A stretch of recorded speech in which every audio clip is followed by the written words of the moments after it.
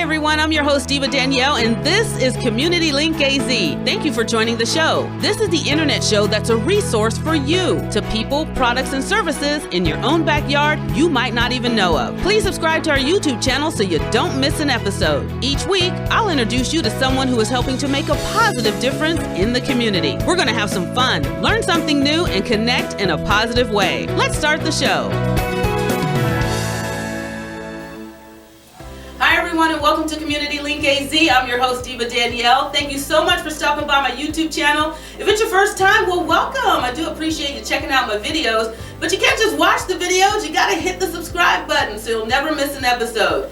I tell you, you never know who's watching the work that you're doing, and I'm so excited for today's guest because he actually flew in from South Carolina. This is Dr. Patrick Dix. And we met, our paths crossed, on the social business networking site, LinkedIn. He saw some of the work I was doing through the videos I was posting, reached out to me and said, I have some content I think would be good for your audience, and here he is. So it's nice to have you on the show. Nice to meet you. I appreciate you. Sorry, y'all, the country. I appreciate you extending the opportunity for me to come out and share my knowledge with your viewers. Yeah, I want to give people a little information because the world is changing and technology is taking over. And Patrick has over 20 years of experience working in technology, working with government agencies as well as an adjunct professor at different universities, offering his skill set, teaching something that I think a lot of people, what you were speaking on, are not paying attention to or gravitating toward, and that is how the world is changing with technology and moving forward with automation. So we're going to delve into it and get to know a little bit more about the work you do and why what you're saying is so important and how we can take and pay attention to it so we can move forward and not be stuck. Yeah. So first and foremost, give the audience a little bit of information about who you are and the work you do. I am from South Carolina, born and raised there, still live there. I have over the 20 years, as you previously stated, in the technology realm. I've been an adjunct professor for 7 years, so I've taught over about 14,000 students at various universities in different subject matter, architecture, programming, database design, just to name a few. And I've redesigned classes for several universities. And technology has always been a big part of my life. I remember the first computer we got back in about 1995. My sister got a Tandy computer. It was probably huge, huh? Yes, I remember being younger.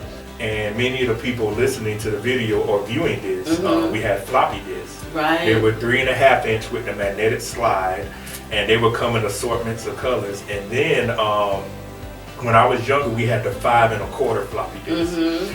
And certain places still use floppy disks because of encryption purposes, and they can't be hacked into. Right. So from seeing that and seeing the evolution of, as we know, Android phones and iPhones now, technology is making things more mobile friendly.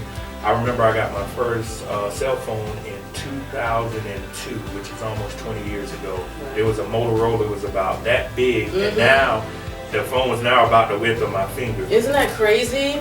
Yes, and with the microchips and the batteries and everything else, technology is advancing. And now with technology, we're making everything more mobile friendly because very few people are just sitting at a desk. From emails to calling, from your bank transactions. I remember you used to have to check your account online all the time. You didn't have an app where you could just go in and check your bank account. Now you can deposit a check. And advances like this are leading to things as automation, as we will discuss, that will eliminate humans out of the process.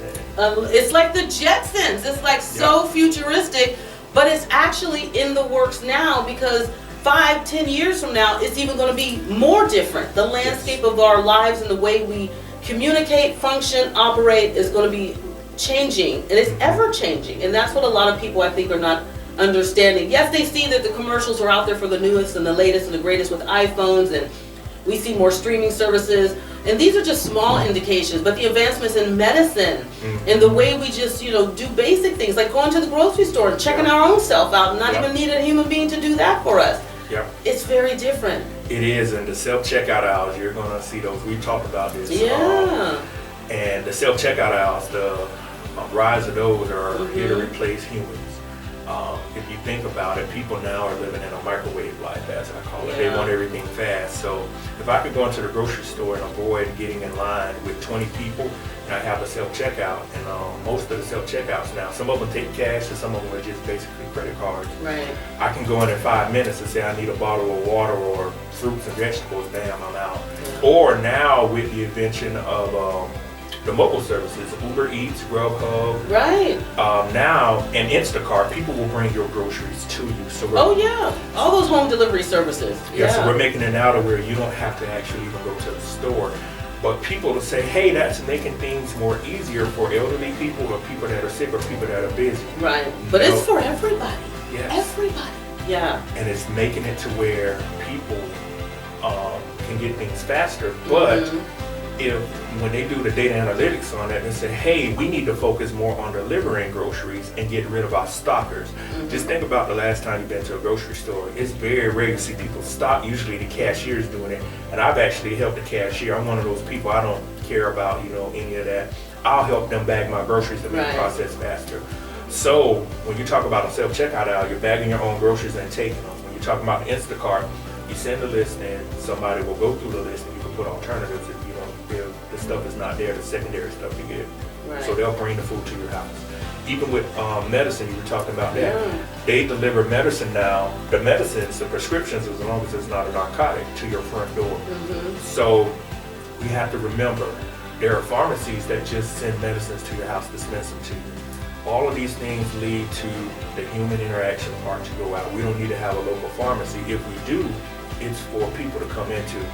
But that's why stores now are trying to change their layout to say, hey, if you're in here, grab this on the end caps. Right. Grab this, grab this. But we're continuously trying to have people come in, but with the pandemic, it has exceeded a lot of expectations on Right. it. But also, it's totally changed the landscape of everything. yes. And it was done in such a rush way that a lot of people, the world, we were caught off guard, but now we're playing catch up and we need to see these things. So I want to quickly jump into vision, then jobs in the future, and then just preparing yourself for life. So people need to understand that it's here and now and it's not going anywhere but up. So how can they prepare for this? You have to have what we call a transferable skill set. What is a transferable skill set? A transferable skill set is a skill set that transfers from one job to the next one. For instance, I work for the government currently now, and I'm a professor. So me being a professor, my subject matter expert is computer science and architecture, etc. That is at every college. My teaching transfers to every university or to a community college. Me working for the government, it transfers to another agency. So those are transferable skill sets. Someone that's in the trades that welds, they have to have welding, electricity, the 120 power, a plumber. There's an NEC code, they have to meet all the electrical codes, the water codes, commercial codes. Someone that's a truck driver, that's a transferable, a nurse, etc. Those are transferable skill sets, a teacher. But non-transfer skill sets, like manufacturing, what people will do is they will top out at $50 an hour at a job, but when you go to another job, you're not going to top out at that same wage. Right. And what happens is you got to work your way back up. Yep. And those are some of the things, as you know, in my dissertation, manufacturing especially, those are the positions that are going to be obsolete, and we're going to let a robot do it. A robot is going to take your place, just like in the movies with the Jetsons Yeah. and everything's on the screen, and one person is doing 90 different things because they're just swiping, they're uplifting, they're uploading, because the world has changed. I want people to understand that they have to get creative now. So if you were going to drive home a point to make people understand before we wrap up, what would you want to tell somebody just so they'll know that they have to do things differently in order to survive, because technology is not stopping, it's only going forward? One of the things is, I would say, you need to research. You have a smartphone, please use it for what it's made for. But one of the other things is you have to see and have a vision of where things are going to be in 10 to 15 years. Where we're at now at the end of 2021 is not where we're going to be at in 2026. Things are progressing, technology is increasing more, things are getting more sophisticated. And a lot of people are standing by on the sidelines saying they're not going to automate things, they're not going to get rid of me. There is no other time in history that a process or a machine could actually replace millions of humans. Yeah. And it's here. And one of the things I would tell people is don't get nervous about it. The thing is, you still have time to prepare for this. Yeah, be proactive, get creative, Yeah. start thinking of ways that you can elevate yourself and do something to make sure that you're still viable. Yes, they need to. You can go to a community college. Google now has certifications, AWS, Amazon Web Services. The days of going to like a 4-year school, you really don't have to do that anymore. Right. You can get a certificate that'll hold you for right now, but you have to also think, I'm going to have that degree down the line. Right. But there are local trades. You can get a certificate online that people start off with a good bit of money. So preparation and seeing what's coming is very, very important right now. We've got to prepare, people. It is the future. We are living the future, and it's only going to keep progressing. Patrick, I want people to be able to follow you on LinkedIn. So if you is it just under your name, right? Yes, it's Dr. Patrick Diggs on LinkedIn. That they can follow me there. Okay, get connected.